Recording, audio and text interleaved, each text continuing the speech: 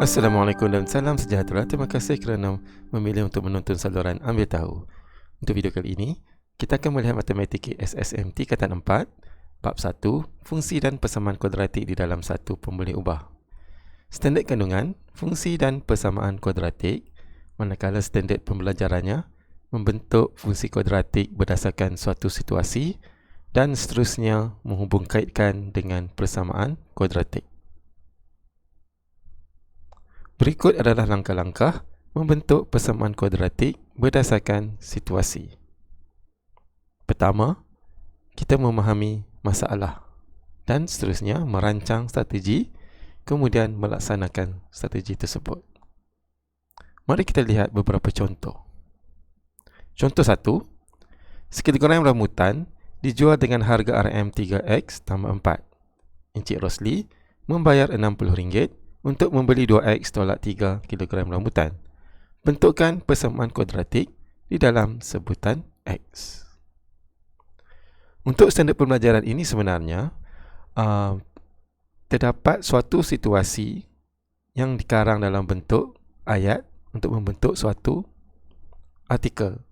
Kemudian kita akan terjemahkan artikel tersebut ke dalam bentuk persamaan matematik. Jadi daripada ayat yang panjang-panjang ni, kita akan keluarkan maklumat-maklumat yang ada untuk membentuk suatu persamaan kuadratik. Okey, kita tengok langkah yang pertamanya adalah kita memahami masalah. Di dalam contoh ini, kita dapati bahawa harga sekilogram adalah 3X tambah 4. Kemudian kuantiti yang dibeli oleh Encik Rosli adalah 2X tolak 3 dan harga yang dibayar oleh beliau adalah RM60. Kemudian, dengan maklumat-maklumat ini, apa yang perlu kita buat adalah langkah keduanya, kita merancang strateginya. Kita dapati bahawa operasi darab kuantiti dan harga seunit adalah sama dengan harga yang dibayar. Jadi, seterusnya kita melaksanakan strategi penyelesaiannya, iaitu kita mendarab harga sekilogram rambutan dengan kuantiti yang Encik Rosli beli, kemudian dia bayar RM60. Jadi daripada suatu petikan yang panjang ini, kita telah terjemahkannya ke dalam bentuk ayat matematik ataupun persamaan matematik sebegini. Kemudian, apa yang perlu kita lakukan adalah kita kembangkan dan akhirnya kita akan membentuk satu persamaan kuadratik di dalam sebutan X, di mana persamaan kuadratik ini telah membentuk persamaan kuadratik dalam bentuk ARM. 6X kuasa 2 tambah 2X tolak 72 sama dengan 0. Nilai A-nya adalah 6, B 2 dan nilai C-nya adalah negatif 27. Seterusnya kita lihat contoh yang kedua.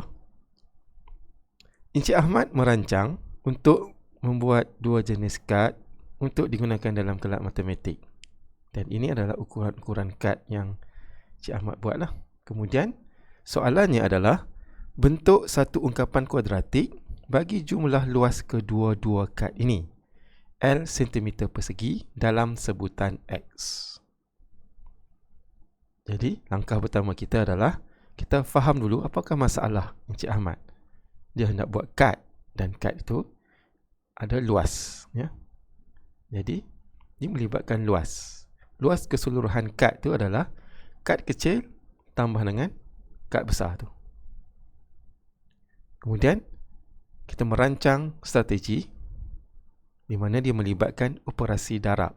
Itu panjang darab lebar untuk mencari kedua-dua luas kad kecil dan kad besar ini. Kemudian kita laksanakan strategi penyelesaian tersebut. Untuk A, dia kata luas kedua-dua kad, jadi kita cari luas kedua-dua kad, kemudian kita laksanakan operasi tambah. X kuasa 2 adalah luas untuk kad yang kecil ini, X darab X, panjang darab lebar, X kuasa 2. Kad yang lebih besar, panjang darab lebar, X darab 2X tambah 1. Jadi kita akan dapat luas keseluruhan kedua-dua kad itu adalah 3X kuasa 2 tambah X. Ini adalah jawapan untuk soalan A. Iaitu jumlah luas kedua-dua kad. Inilah L. Jadi L sama dengan 3X kuasa 2 tambah X. Soalan seterusnya adalah diberi jumlah luas kedua-dua kad ialah 114 cm persegi. Bentuk satu persamaan kuadratik dalam sebutan X. Okay. Untuk soalan B, dia adalah kesinambungan daripada soalan A. 3X kuasa 2 tambah X adalah luas bagi kedua-dua kad ini. Kemudian soalan B menyatakan luas bagi kedua-dua kad tersebut adalah 114. Jadi bermaksud 3X kuasa 2 tambah X sama dengan 114. Kemudian kita bentukkan persamaan kuadratik dalam bentuk armnya. Kita akan dapat bahawa jawapannya adalah 3X kuasa 2 tambah X tolak 114 sama dengan 0.